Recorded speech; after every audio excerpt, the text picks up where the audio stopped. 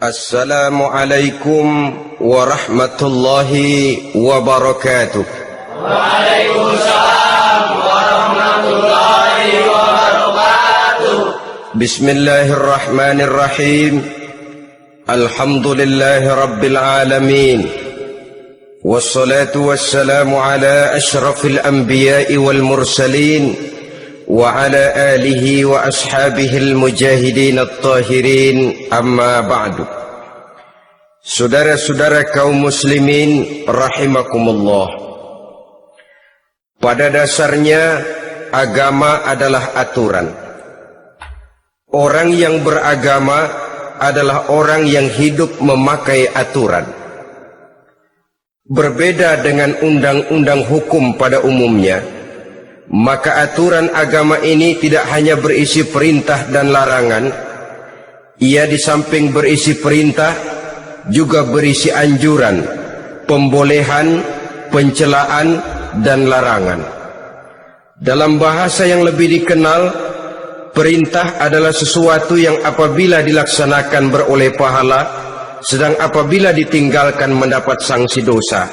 Amalan semacam ini dinamakan amalan yang wajib.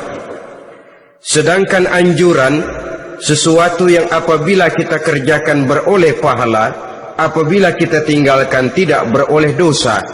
Amalan semacam ini dikenal dengan amalan sunnah.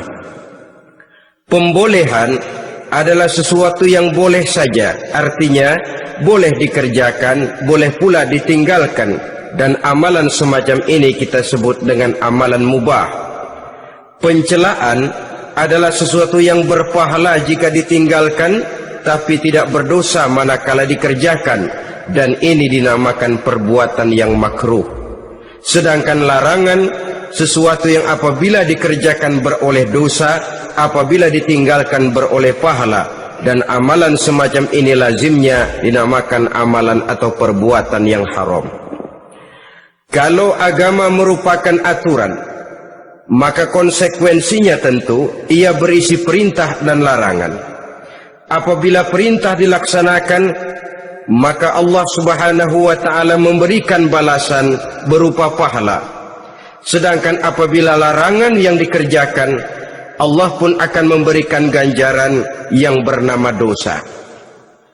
Baik pahala maupun dosa adalah sesuatu yang abstrak, sesuatu yang tidak nampak, tidak kelihatan oleh pandangan mata yang zahir. Itu sebabnya barangkali di zaman materialistis seperti sekarang ini, orang kurang tergerak mengejar pahala dan malah kadang-kadang terangsang untuk berbuat dosa. Karena pahala dan dosa sesuatu yang tidak kelihatan oleh pandangan mata yang zahir ini. Namun sungguh pun demikian, pahala dan dosa bisa mendatangkan kebahagiaan atau kegelisahan batin. Bersabda Rasulullah sallallahu alaihi wasallam, "Iza sarratka hasanatuka wa sa'atka sayyi'atuka fa anta mu'min."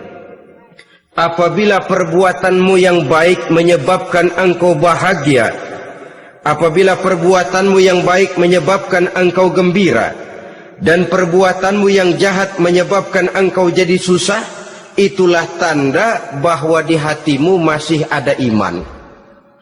Artinya, belum tentu orang yang berbuat baik merasa bahagia dengan kebaikan yang dikerjakannya.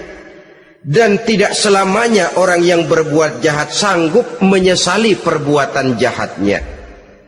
Oleh karenanya, apabila iman masih ada, apabila hati masih hidup, perbuatan yang baik menyebabkan orang gembira, perbuatan yang jahat menyebabkan orang susah dan gelisah hatinya. Ini mengandung pelajaran. Sekali kita berbuat baik, jangan sekali-kali menyesali kebaikan itu. Sebaliknya, satu kali kita melakukan kesalahan, hendaknya selalu menyesalinya.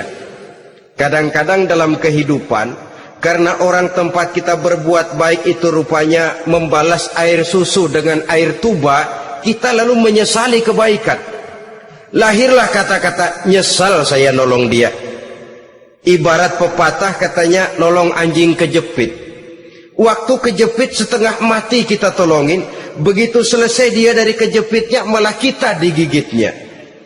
Saudara hadirin yang saya muliakan, dalam kehidupan sehari-hari barangkali ini kena filsafat yang disebut dorong mobil mogok.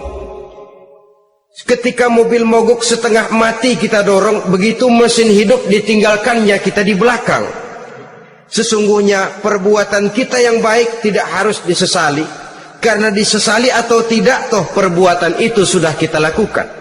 Dan penyesalan atas segala kebaikan hanya akan mengurangi nilai pahala kebaikan itu sendiri. Berbahagialah apabila berbuat baik, walaupun orang yang kita melakukan kebaikan membalasnya dengan kejahatan. Menyesalah apabila berbuat kesalahan, apabila melakukan dosa, karena itu pertanda nilai iman yang masih hidup dalam jiwa kita. Saudara-saudara kaum muslimin yang berbahagia, jadi sungguh pun pahala dan dosa sesuatu yang abstrak, efeknya jelas dia mendatangkan kebahagiaan atau membawa kepada kegelisahan batin di dalam kehidupan manusia.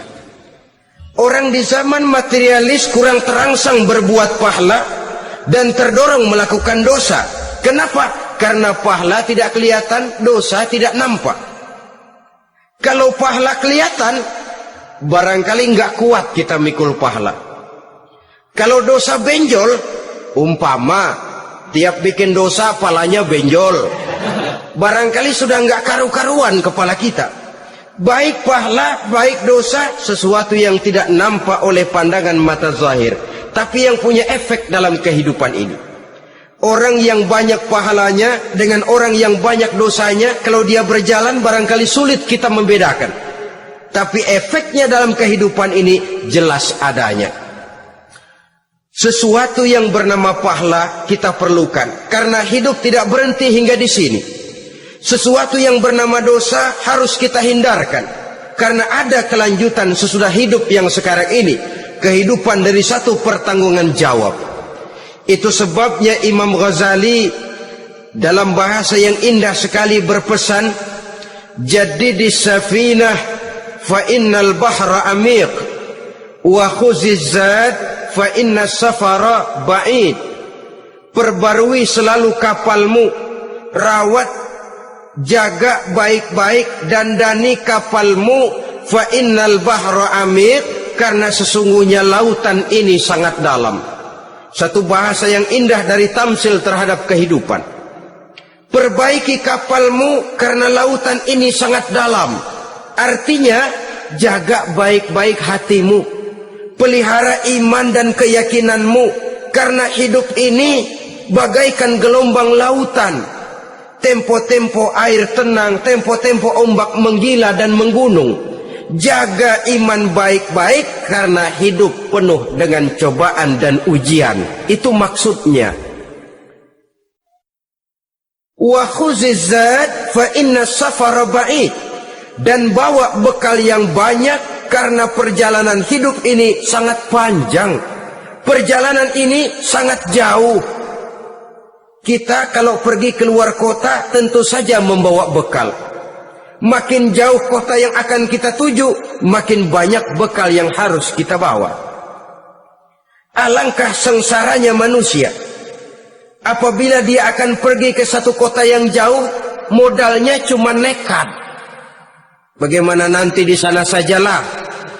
Tidak membawa bekal sebagaimana yang sewajarnya. Hal yang semacam ini senangnya sih belum tentu, keblangsak dan susahnya sudah kebayang. Itu dalam kehidupan di dunia ini. Bagaimana kalau sudah bicara tentang kehidupan yang akan datang? Karena sesungguhnya hidup ini merupakan satu perjalanan yang sangat panjang.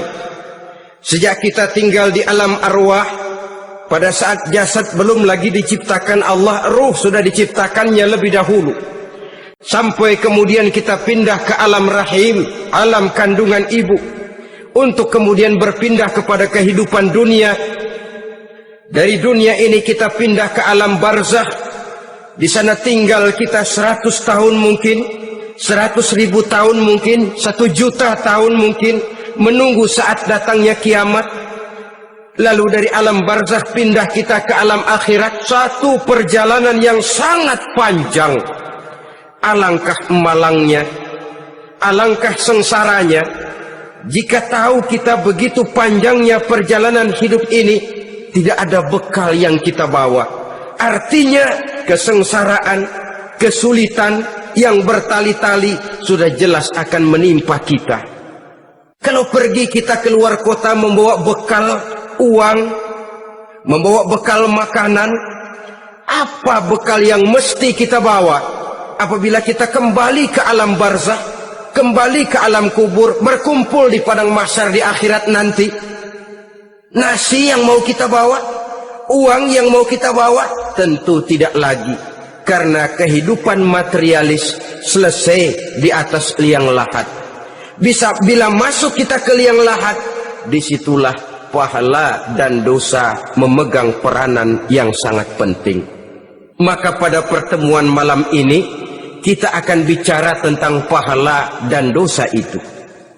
Saudara-saudara kaum muslimin rahimakumullah, yang dinamakan pahala, kata Imam Ali Al-Jurjani dalam kitab At-Ta'rifatnya, ma yastahiqqu bihi rahmatu wal maghfiratu minallahi ta'ala, sesuatu yang pelaksananya berhak untuk mendapat rahmah dan ampunan dari Allah. Dengan kata lain, nilai pahala adalah akibat dari perbuatan-perbuatan di dalam melaksanakan perintah dan anjuran yang ada di dalam kehidupan agama. Apabila perintah dan anjuran kita laksanakan, nilai pahala itu lalu datang. Nah, nilai pahala dalam Islam menurut konsepsi Quran, Allah menjelaskan, man jaa bil hasanati falahu asyru amsalihha. Barang siapa yang datang membawa satu kebajikan, barang siapa yang melaksanakan satu kebaikan, maka dia akan mendapat balasan 10 kali dari kebaikan yang dikerjakannya. 10 kali ini pun masih dilipat gandakan dengan 7 ini pun masih dikalikan 100, dan itu pun masih ditambah dengan pernyataan wallahu yudha'ifu liman yasha. Allah masih akan melipat gandakan perbuatan baik seseorang yang dikehendakinya. Itulah nikmatnya dalam Islam. Tetapi sebaliknya, wa man jaa bisayyi'ati fala yujza illa mislaha. Barang siapa yang melakukan satu kejahatan, dia tidak akan mendapat balasan kecuali sesuai dengan kejahatan yang dikerjakannya. Alangkah rahman dan rahimnya Allah. Orang yang berbuat baik dibalas 10, dikali 7, dikali 100, masih dilipat gandakan pula. Tapi orang yang berbuat jahat tidak akan mendapat balasan kecuali sesuai dengan kejahatan yang dikerjakannya. Ini kan beda dengan sifat kita manusia. Kita ini kadang-kadang kalau dijitak membalasnya mukul. Tapi kalau orang berbuat baik kepada kita, kita enggan untuk berbuat baik kepada orang tadi.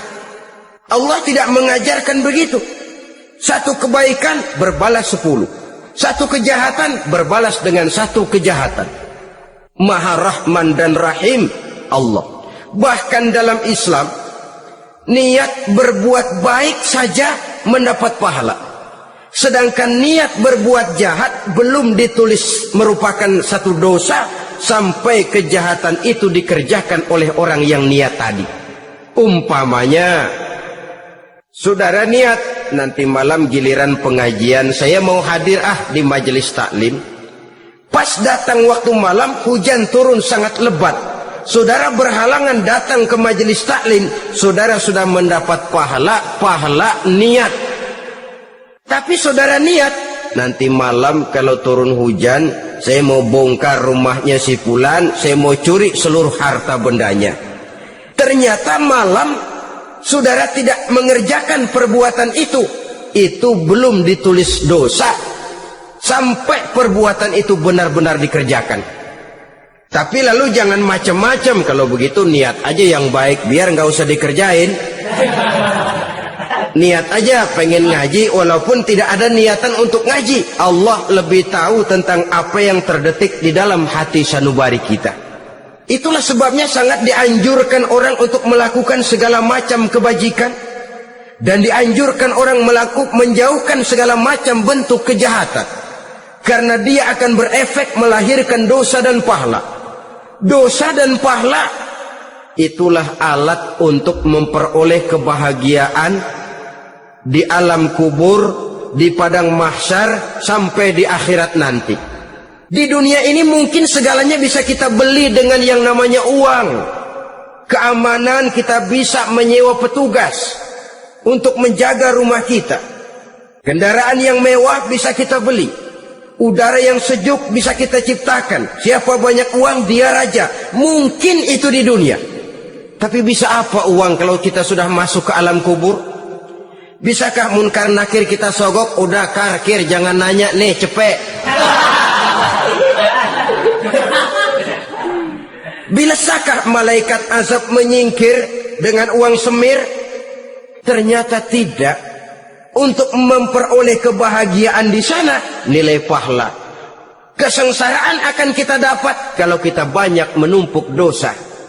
Oleh karena itu jangan beranggapan, pahala nggak kelihatan, dosa juga nggak kelihatan, biarin saja. Yang tidak kelihatan ini pada waktunya akan memegang peranan yang sangat penting. Tapi tidak cuma untuk menghadapi hidup di situ, kita lalu harus berbuat baik dan meninggalkan yang jahat. Terutama juga di dunia ini. Toh pepatah bilang gajah mati meninggalkan gading, harimau mati meninggalkan belang. Apa yang akan kita tinggalkan setelah kita mati? Kita ingin jasad kita boleh hancur terkubur tanah, tapi nama kita ingin hidup terus, dikenang orang 100, 1000, bahkan 1.000.000 tahun yang akan datang. Ditulis orang dengan tinta emas dalam sejarah, tercatat kita sebagai orang baik-baik. Saudara-saudara kaum muslimin rahimakumullah. Lalu perbuatan apa yang bisa mendatangkan pahala itu? Saudara-saudara, semua perbuatan yang diperintah dan dianjurkan oleh Allah, yang dikerjakan dengan ikhlas hanya untuk mencapai ridho Allah, mendatangkan pahala. Kadang-kadang menurut pendapat kita remeh, tapi nilainya di sisi Allah besar. Itu pahala.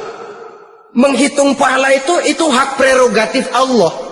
Perbuatan yang ringan Allah mau berikan ganjaran yang besar, itu urusan Allah. Misalnya kata Nabi, la tahqiranna minal ma'rufi syai'an. Jangan kamu menganggap remeh perbuatan baik walaupun kecil. Jangan merasa sulit melakukan perbuatan yang mengandung pahala. Bertemu dengan teman, muka kita cerah, berpahala.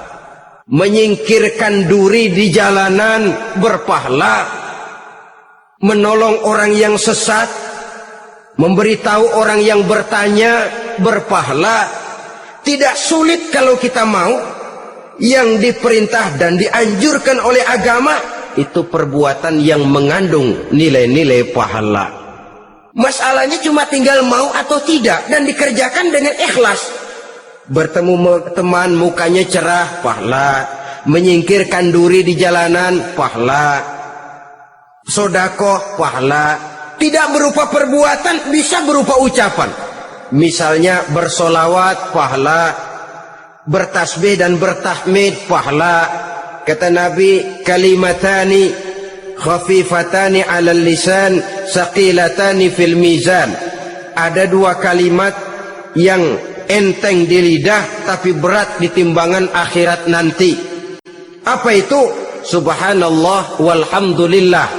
Itu kan amalan yang ringan, perbuatan yang mudah saja, tapi nilainya demikian besar dalam pandangan Allah. Jadi pendeknya, perbuatan yang bernilai pahala adalah perintah dan anjuran agama yang dilaksanakan dengan ikhlas semata-mata untuk mencapai ridho Allah, itu mengandung pahala. Niat dasarnya itu harus karena Allah, landasannya harus karena ikhlas.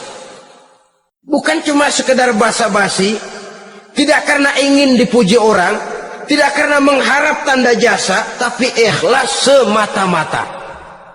Dari perbuatan yang paling kecil dan mudah sekali sampai kepada amalan-amalan yang besar dan memerlukan biaya yang besar, seperti melaksanakan ibadah haji, seperti jihad fi sabilillah, membangun masjid, membangun pondok-pondok pesantren, membangun pusat-pusat kesehatan, membangun jalan-jalan umum, termasuk menjaga keamanan. Jangan dikira loh siskamling umpamanya menjaga keamanan kampung tidak berpahala. Kalau diniatkan ibadah, menjaga ketenangan warga supaya mereka tekun ibadah, ikhlas karena Allah, itu juga bernilai ibadah. Keluar kita dari rumah, pergi pagi, pulang sore, peras keringat, banting tulang cari nafkah buat menghidupi anak istri kita. Kalau diniatkan ibadah, melaksanakan kewajiban sebagai kepala rumah tangga, membantu orang tua sebagai anak, itu juga perbuatan-perbuatan yang mengandung pahala. Yang terbaik sesuai dengan bidang kehidupan kita. Ada orang yang dinamakan abid, ahli ibadah, pahala yang paling baik bagi dia banyak-banyak tahajud, sembahyang malam, wirid, zikir, tasbih. Ada yang dinamakan orang alim, pahala yang paling baik buat orang macam ini mengajar, menyebarkan ilmu, mendakwahkan Islam. Ada yang disebut wali, pejabat pemerintah, petugas. Amalan pahala yang paling baik buat orang semacam ini melayani masyarakat, bekerja di bidangnya sesuai dengan profesinya. Saudara hadirin yang saya hormati, jadi dengan demikian perbuatan-perbuatan yang mengandung nilai-nilai pahala ini bisa perbuatan yang menurut kita kecil namun punya nilai besar, apalagi perbuatan besar dengan biaya yang besar, tentu makin besar juga pahala yang disediakan oleh Allah Subhanahu wa taala. Oleh karenanya, kalau kita bercermin dari ayat Quran, hidup ini kesempatan untuk berbuat baik. Huwallazi khalaqal mauta wal hayata liyabluwakum ayyukum ahsanu amala. Dialah Allah, Tuhan yang telah memberikan hidup dan mati kepadamu untuk menguji kamu, siapa di antara kamu yang paling baik amal perbuatannya. Jadi tidak saya rinci, tapi cukuplah satu penjelasan global. Perbuatan yang berpahala adalah perbuatan melaksanakan perintah Allah atau anjuran Allah dengan dasar ikhlas, dengan tujuan untuk mencapai ridho Allah semata-mata. Lalu apa perbuatan yang mengakibatkan dosa itu? Saudara-saudara, dosa lahir akibat melakukan larangan Allah atau mengerjakan yang dicelaknya. Nah, para ulama ada yang membagi dosa itu menjadi dua bagian. Ada dosa-dosa kecil, ada dosa-dosa besar. Tetapi sebenarnya ditinjau dari segi hakikatnya, kalau sudah melakukan satu kesalahan yang mengakibatkan dosa, jangan dilihat besar dan kecilnya, tapi kepada siapa dosa itu kita kerjakan. Sebab kalau dosa kita anggap satu yang kecil, orang akan terangsang untuk mengerjakan yang kecil-kecil saja. Sehingga dengan demikian, yang kecil pun akan menjadi besar kalau ditumpuk-tumpuk. Sedangkan yang besar bisa saja menjadi kecil kalau selalu diiringi dengan permohonan ampun kepada Allah. Itu sebabnya para ulama sufi, orang-orang tasawuf mengatakan la saghair ma'al istimrar wala kabair ma'al istighfar. Tidak ada dosa yang kecil kalau dikerjakan terus-menerus, dan tidak ada dosa yang besar kalau digempur tiap saat dengan perbuatan istighfar atau memohon ampun kepada Allah Subhanahu wa taala. Cuma saja pada umumnya, karena dosa-dosa kecil itu lebih mudah taubatnya, dan ada janji Nabi, barang siapa yang meninggalkan dosa-dosa besar akan diampuni dosa-dosanya yang kecil-kecil. Oleh karena itu, pada kesempatan ini kita akan juga bicarakan apa saja yang termasuk klasifikasi dosa-dosa besar, dengan harapan kita bisa menjaga diri, menyelamatkan diri, jangan sampai terjatuh ke dalam dosa-dosa yang besar tadi. Tetapi bukan berarti kita harus terangsang melakukan dosa-dosa yang kecil. Ah, biarin kecil ini, tobatnya gampang. Ah, dosa kelas teri. Ah, dosa itu kan tidak kelihatan. Lalu terangsang melakukan perbuatan dosa-dosa walaupun kecil. Kalau berlarut terus menerus, dia akan tumbuh menjadi dosa yang besar. Oleh karenanya, jangan sampai mengundang pengertian kalau kita membicarakan dosa-dosa yang besar lalu terangsang melakukan dosa-dosa yang kecil. Karena bagaimanapun juga dosa kecil dan dosa besar sama dalam arti kepada Allah kita melakukan kesalahan. Dan dosa yang kecil pun kalau bertumpuk, dia akan menjadi banyak. Saudara-saudara kaum muslimin rahimakumullah, ada beberapa jenis dosa-dosa besar. Jenis yang pertama, asyirku billah, syirik atau menyekutukan Allah. Dari sekian deretan dosa-dosa besar, syirik ini merupakan bapak moyangnya dosa. Dedengkotnya dosa itu syirik, menyekutukan Allah. Bahkan dosa yang lain Allah masih mau mengampuni. Tapi kalau sudah syirik, menyekutukan Allah, itu sudah satu dosa yang tidak berampun sama sekali. Oleh karena itu tepat pesan Imam Ghazali tadi, jadi di safinah fa innal bahra amik, jaga iman, pelihara akidah, dandani kapal. Karena hidup ini gelombang lautan sangat dalam, hidup banyak cobaan. Di dalam hidup di zaman sekarang ini, saudara bisa perhatikan, di mana tensi ekonomi tinggi, lapangan kerja sulit, persaingan hidup makin tajam, sifat egois dan individualis tumbuh di mana-mana, rasa solidaritas sosial menurun, sifat gotong royong musnah, orang mudah potong kompas, potong jalan, ingin cepat kaya, ingin cepat naik pangkat, ingin dapat kedudukan. Kadang-kadang akidah pun terjual, akidah pun musnah. Jatuh ke jurang syirik pun tidak jadi soal. Itu yang kita khawatirkan. Kalau dosa-dosa yang lain Allah masih mau mengampuni, tapi kalau sudah jatuh kepada syirik, Allah sama sekali tidak akan memberikan ampun. Dalam kaitan dengan ini barangkali tepat sinyalemen Imam Ali itu. Andai kata kemiskinan merupakan satu kepribadian, saya akan membunuhnya lebih dahulu. Artinya memang kemiskinan ini sering mendorong orang kepada jurang kemusyrikan. Tidak tahan menghadapi godaan perut akibat tensi ekonomi yang tinggi, lapangan kerja yang sulit. Iman pun jadilah ditukar dengan 3 liter beras. Akidah pun jadilah dibarter dengan 3 bungkus supermi, dengan pakaian bekas, dengan obat-obatan. Tidak jadi soal baginya mengejar kebahagiaan yang relatif singkat dengan mengorbankan kebahagiaan yang abadi. Persis ibarat pepatah, nyari jarum kampak hilang. Mencari sesuatu yang kecil, yang besar jadi sia-sia. Membela perut, mengorbankan akidah. Na'udzubillah summa na'udzubillah. Saudara-saudara kaum muslimin rahimakumullah, ini fakta, ini kenyataan. Dan hal semacam ini tidak bisa diatasi cuma dengan ceramah, simposium, diskusi, seminar. Apalagi Nabi berpesan, solahu ummati bil ilmi wal mal. Umatku hanya bisa menjadi baik akidahnya dengan ilmu dan harta. Itu bahasa Nabi. Kalau bahasa kita sekarang, dengan ekonomi dan pendidikan. Ilmu, pendidikan, ekonomi, harta. Tanpa itu sangat besar kemungkinan kita bisa menjual akidah terjerumus di lembah kemusyrikan.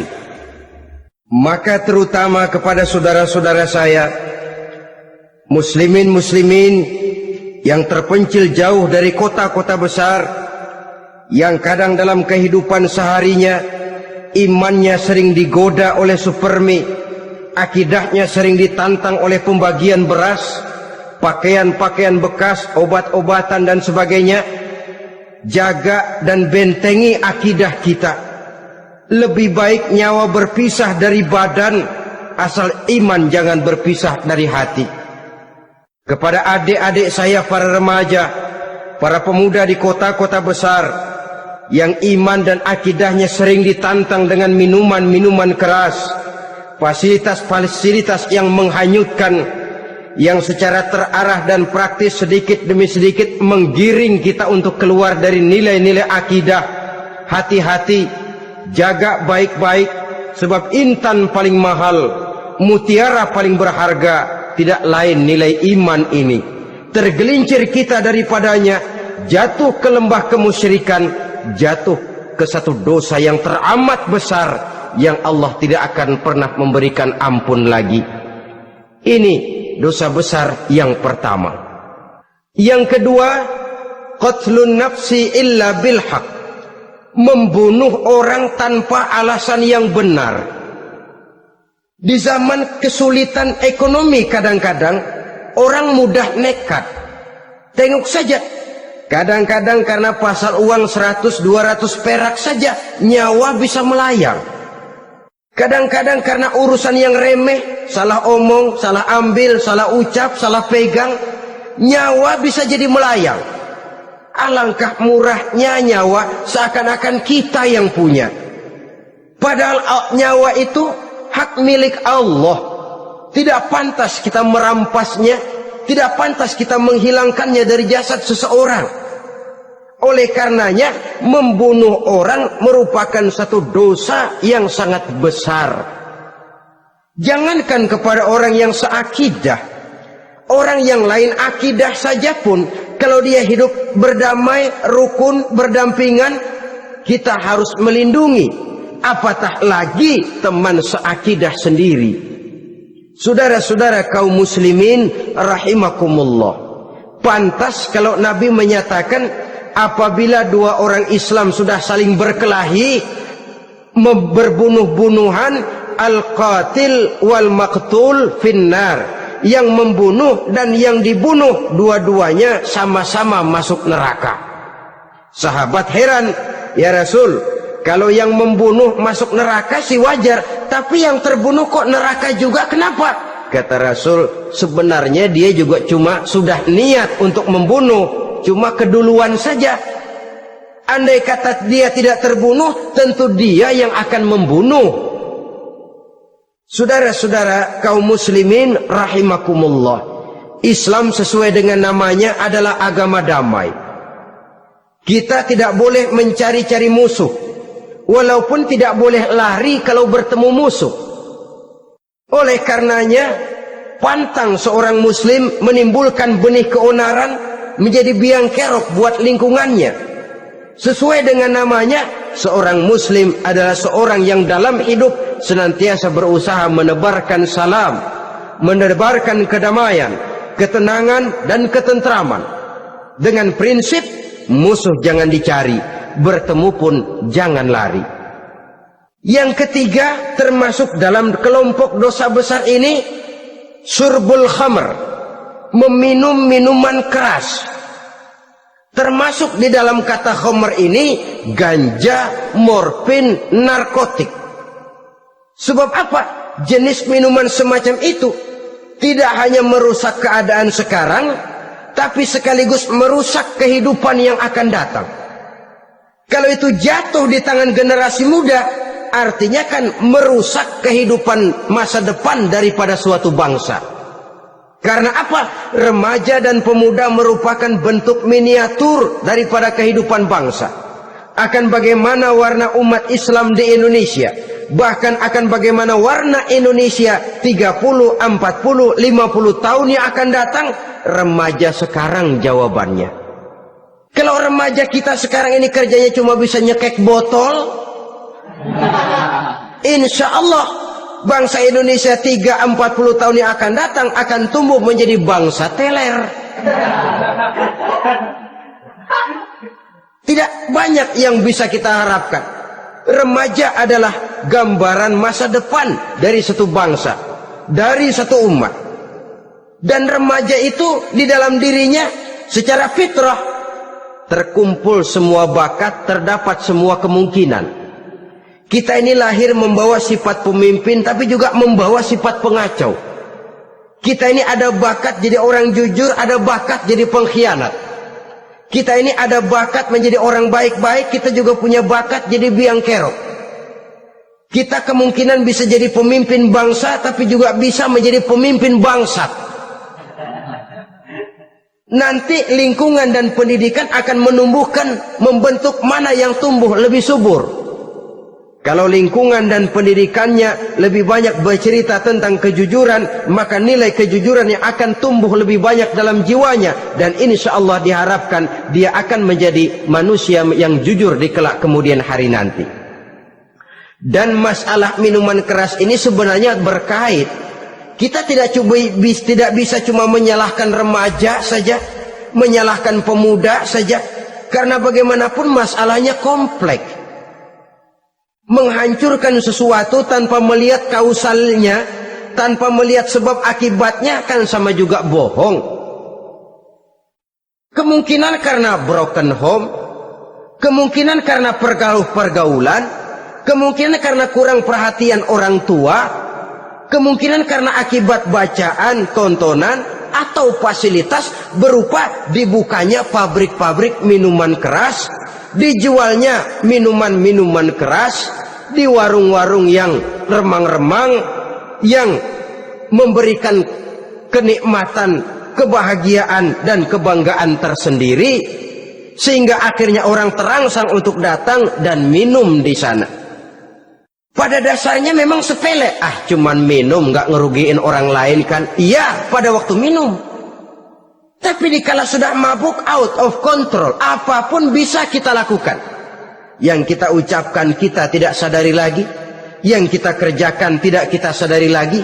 Dikala itu segala macam kejahatan bukan sesuatu yang tidak mungkin untuk kita laksanakan. Nggak ngerugiin orang lain, memang pada saat mau minum. Tapi begitu minum, mabuk, kita bisa merugikan orang lain. Setidaknya merugikan diri sendiri. Pertumbuhan IQ menjadi lemah, semangat kehidupan hilang, gairah kerja menurun, kalau tidak ada sama sekali. Lalu apa yang bisa kita lakukan di dalam kehidupan? Dan akan lebih celaka kalau ini menimpa kehidupan generasi muda kita. Kadang-kadang yang ironi ya, kalau yang orang tuanya mampu barangkali masih tertolong, tapi yang orang tuanya kondisi ekonomi lemah masih kepengen teler juga. Orang tuanya nggak mampu masih pengen mabuk. Dari ganja, morfin nggak dapet, akhirnya kaleng cet diisepin.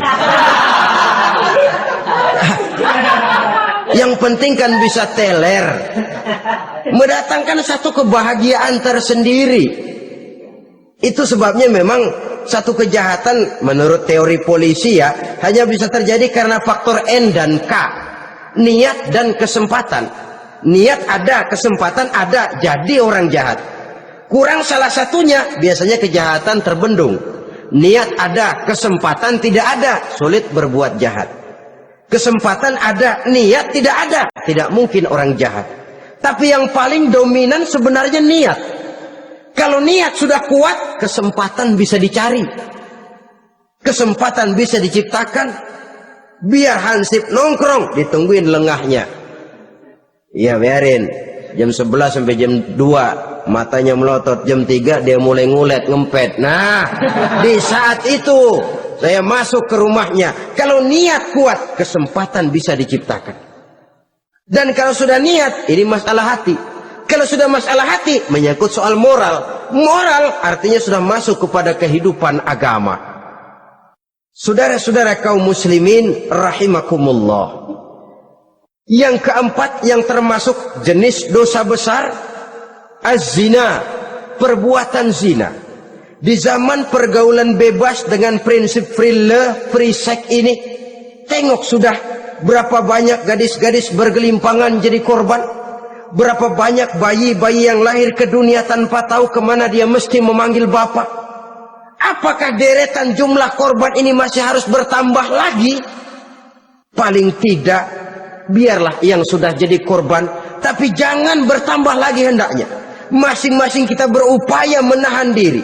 Termasuk dalam kategori zina ini, yang merupakan cabang-cabangnya liwat, homoseks, lesbian, masturbasi.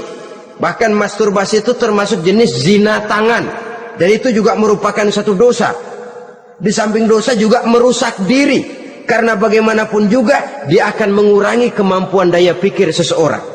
Maka agama memberikan jalan keluar. Pesan Nabi, ya ma'syara syabab, man istata'a minkumul ba'at falyatazawwaj. Hai para pemuda, kata Nabi, barang siapa di antara kamu yang sudah bisa ba'at, yang sudah mampu ba'at. Ba'at itu artinya memberikan nafkah, baik nafkah zahir maupun nafkah batin. Falyatazawwaj, maka hendaklah dia kawin. Jadi yang maksud ba'at ini ya nafkah zahir, ya nafkah batin. Kita kadang-kadang cuma bisa ngasih nafkah batin saja sudah merasa pokoknya kan saya sanggup untuk kawin, lalu kawin tanpa kehilangan, dengan kehilangan pertimbangan. Saudara-saudara, wa illam yastati, adapun kalau dia belum mampu, fa alaihi bisyam, hendaknya dia banyak puasa. Fa innahu lahu wija, karena puasa itu akan merupakan benteng jangan sampai orang memperturutkan hawa nafsunya. Andai kata puasa belum hobi, banyaklah olahraga para pemuda, para remaja. Karena dengan olahraga, pemikiran untuk memperturutkan hawa nafsu agak sedikit terkendali dan energi tersalurkan dalam bentuk yang positif. Pendeknya kreatif, banyak kegiatan. Ini pesan Imam Syafi'i tepat itu. Kata beliau, inni ra'aitu wuqufal ma'i yufsiduh insala toba wa illam yajri lam yatib. Aku melihat air kalau diam rusak, tapi kalau dia mengalir jernih. Air kalau ngendap nggak ngalir, nyamuk nyarang di situ, bisa jadi sumber penyakit. Manusia hidup begitu.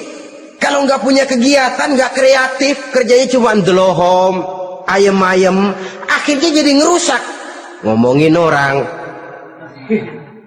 si ano ngapa, ano, kebangetan nggak ngapa-ngapain, orang aja dipontenin, orang diomongin, lahirlah namimah, lahirlah ghibah.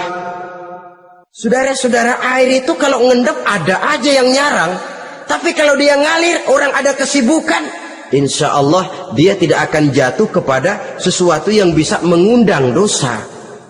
Isilah waktu dengan hal-hal yang bermanfaat, karena hidup ini singkat dan tidak berjalan mundur ke belakang. Mundur hancur, berhenti diinjak orang. Sekali melangkah, jangan surut mundur ke belakang. Homoseks, terlepas dari penyakit kejiwaan. Sekarang ini kan sudah ada persatuan kaum gay katanya, meminta perlakuan yang sama dan agar dibolehkan kawin sesama mereka. Secara manusiawi boleh, secara manusiawi kita hargai mereka, tapi dari kacamata agama ini jelas merupakan penyimpangan, dan penyimpangan merupakan suatu dosa terlepas dari pertimbangan manusiawi. Jangan karena terlalu memperturutkan suara manusiawi lalu kita mengesampingkan agama. Termasuk lesbian, wadon karo wadon. Kalau homo itu kan lanang karo lanang katanya. Saudara-saudara kaum muslimin rahimakumullah, ini bukan penyakit baru. Liwat, homoseks sudah dikenal dari zamannya Nabi Lut, laki dengan laki. Lesbian dari zaman istrinya Nabi Lut. Terlepas dari penyakit kejiwaan, dari segi agama ini merupakan penyimpangan dan merupakan dosa yang besar. Yang kelima, yang termasuk jajaran dosa kelas kakap, qazful mu'minina wal mu'minat, menuduh orang mukmin yang baik-baik, laki atau perempuan, melakukan perbuatan zina sehingga hancur namanya di masyarakat. Ini merupakan satu perbuatan dosa yang sangat besar dan sangat dimurkai oleh Allah. Saudara-saudara kaum muslimin rahimakumullah, oleh sebab itu tentang masalah ini, kalau memang tidak ada saksi, jangan sembarang kita enteng lidah menuduh orang lain berbuat zina, menuduh orang lain berbuat serong. Dosanya kelewat besar di dalam kehidupan. Karena apa? Mencari harga diri itu berat, memelihara kehormatan diri jauh lebih berat. Satu kali orang dihancurkan namanya di masyarakat, dia akan terisolir jadinya. Oleh karenanya berlindung kita kepada Allah, jangan sampailah dihinggapi oleh sifat ini. Karena sentimen kita kepada seseorang, karena hasad kita kepada seseorang, tidak senang melihat orang lain lebih maju, lalu lidah ini seenaknya saja mengucapkan kata, padahal sanksi dan resikonya sangat besar. Yang kita tuduh barangkali mendapat pahala dari Allah, kita sendiri yang menuduh tanpa saksi, tanpa alasan yang benar, mendapat dosa yang sangat besar. Saudara-saudara, memang kadang-kadang aneh dalam hidup ini. Seorang pelacur biasanya bisa menjaga mulutnya di masyarakat, kata-katanya baik, sopan. Kenapa? Karena mulut yang satu sudah tidak terjaga.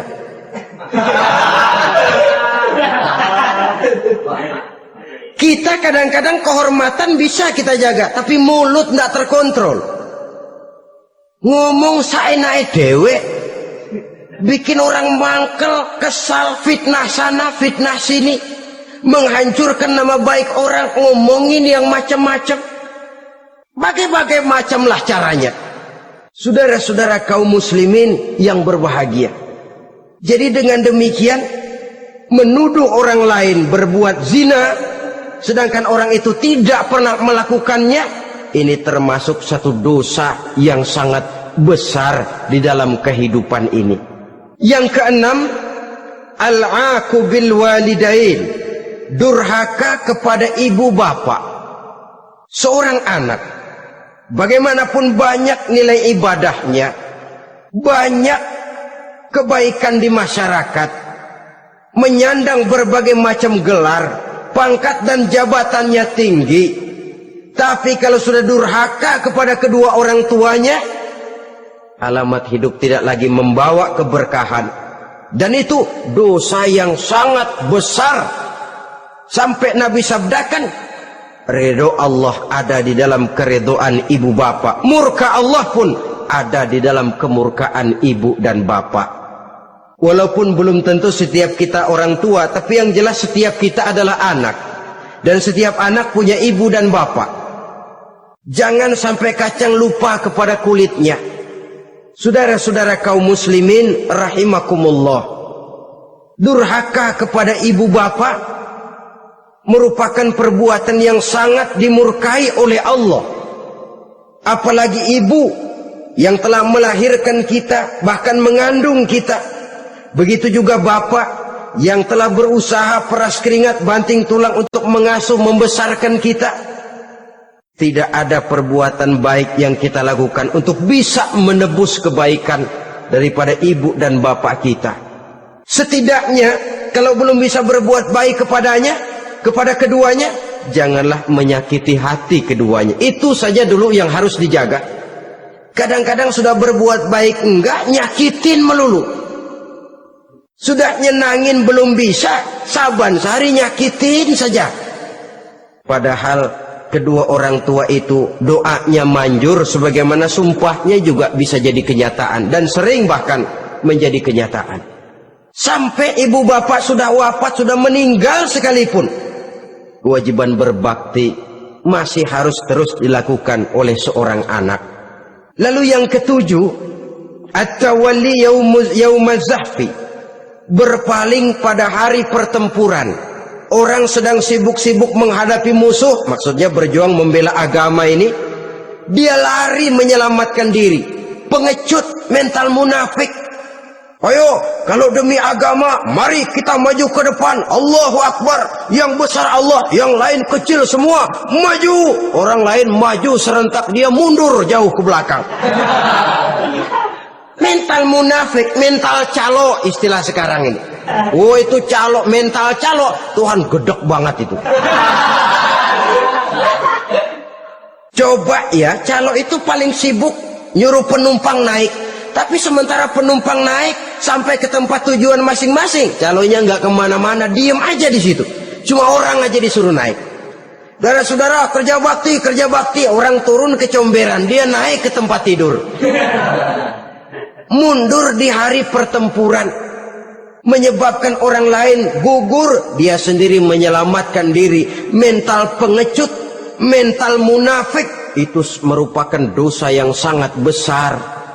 Saudara-saudara kaum muslimin rahimakumullah, itu sebabnya agama itu memerlukan keberanian, memang, tapi bukan keberanian yang tanpa perhitungan. Sebab berani tanpa berhitung namanya berani babi. Kita berani kalau benar, kita harus takut kalau salah. Jangan dibalik. Salah berani, nekat namanya. Benar takut, pengecut namanya. Orang yang pengecut adalah orang yang takut membela kebenaran. Orang yang nekat sesungguhnya udah salah nggak malu lagi, udah salah nekat lagi, merasa rugi berbuat kebaikan, puas kalau berbuat kejahatan. Padahal Nabi pesan, siapa yang berbuat dosa sambil tertawa, nanti dia akan masuk neraka sambil menangis. Karena itu dipesan pula di dunia ini, sering-seringlah mencuci mukamu dengan air mata taubat. Cuci lidahmu dengan zikir kepada Allah. Bersihkan hatimu dengan air ikhlas. Saudara-saudara kaum muslimin rahimakumullah, kan ada toh orang berbuat baik nggak gembira, tapi berbuat jahat malah puas. Atau sama saja, orang lain berbuat baik hatinya kesel, orang lain berbuat jahat dia malah mendukung. Atau orang lain tergelincir berbuat jahat, dia malah girang. Ini kan tidak objektif. Karena yang berbuat baik, orang yang dia keselin, dia nggak seneng. Tetapi karena yang berbuat jahat, orang yang dia senengin, dibenerin juga. Itu nggak objektif namanya. Mundur di hari pertempuran pada saat saudara-saudara kita sedang menghadapi musuh, sikap pengecut yang sangat dibenci Allah. Yang kedelapan, termasuk kelompok dosa besar, aklu malil yatim, makan harta anak yatim. Kadang-kadang ada orang mengeksploitir loh nasib anak-anak yatim.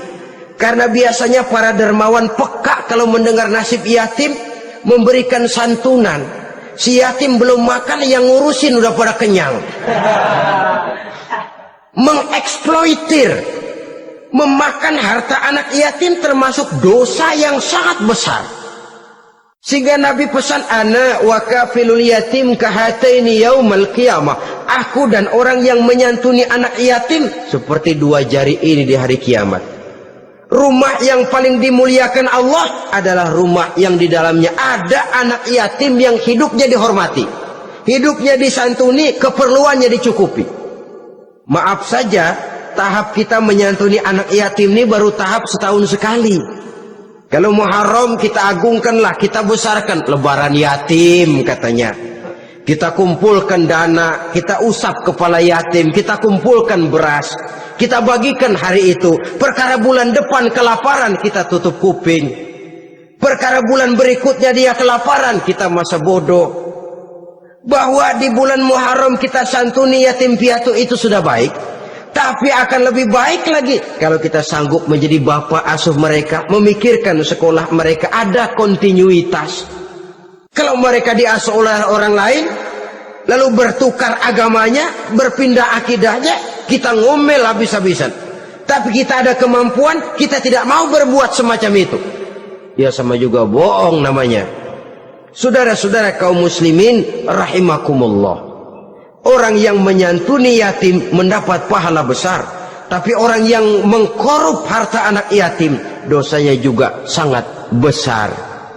Berhati-hatilah kalau kita diberikan kepercayaan oleh masyarakat untuk mengurus anak-anak yatim, karena pahalanya besar, resikonya juga besar. Yang kesembilan, syahadatuz zur, sumpah palsu.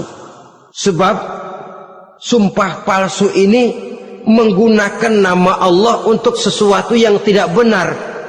Nama kita saja dibawa untuk yang tidak benar, kita jengkel.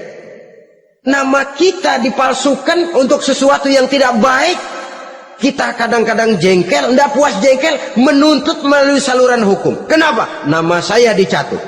Bagaimana lagi kalau nama Allah kita pakai untuk bersumpah, sumpahnya palsu, menguntungkan kita, merugikan orang lain, Allah murka betul. Maka sumpah palsu termasuk deretan dosa-dosa besar.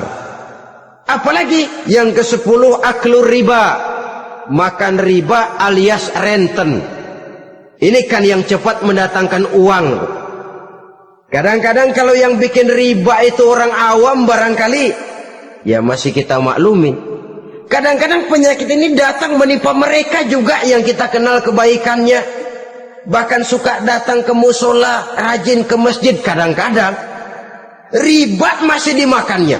Karena cara cari duit paling enak, duit utuh tambahnya terus masuk. Na'udzubillah summa na'udzubillah. Itu yang diibaratkan dalam perjalanan Mi'raj waktu Nabi diperlihatkan neraka. Orang perutnya sebesar rumah dililit ular, diseret-seret itu hancur perutnya, dibulatkan lagi, diseret lagi, hancur lagi, dibulatkan lagi, terus menerus begitu. Dia berteriak, mengerang, mengeluh, mengaduh kesakitan. Nabi tanya, itu apa Jibril? Itu contoh dari umatmu yang suka makan riba Muhammad, makan renten. Saudara-saudara, ini kan mencekik leher orang. Orang sedang kesulitan, kelihatannya sih baik, menolong, tapi di belakang menolong itu nyekek. Di belakang nolong itu nyekek, dan nyekek itu sebenarnya tujuan utamanya. Orang yang menjalankan riba pada dasarnya tidak punya perikman kemanusiaan kok. Kalau dia kelihatannya mau menolong, kelihatannya motifnya mencari untung di belakang itu, jauh dari kemanusiaan. Yang ke-11, saudara-saudara, termasuk jajaran dosa besar itu qat'ur rahim, memutuskan silaturahmi. Marah, hobi sama marah. Kalau 3 hari nggak marahan sama orang, ngebet palanya, selalu nyari gara-gara. Kalau udah marah berlaku perpanjangan waktu, tahun 2 tahun, kadang-kadang seumur hidup. Saudara hadirin yang saya muliakan, mudah-mudahan ini bermanfaat. Terima kasih atas perhatian saudara. Mohon maaf atas segala kekurangan. Usikum wa nafsi bitaqwallah. Wassalamualaikum warahmatullahi wabarakatuh.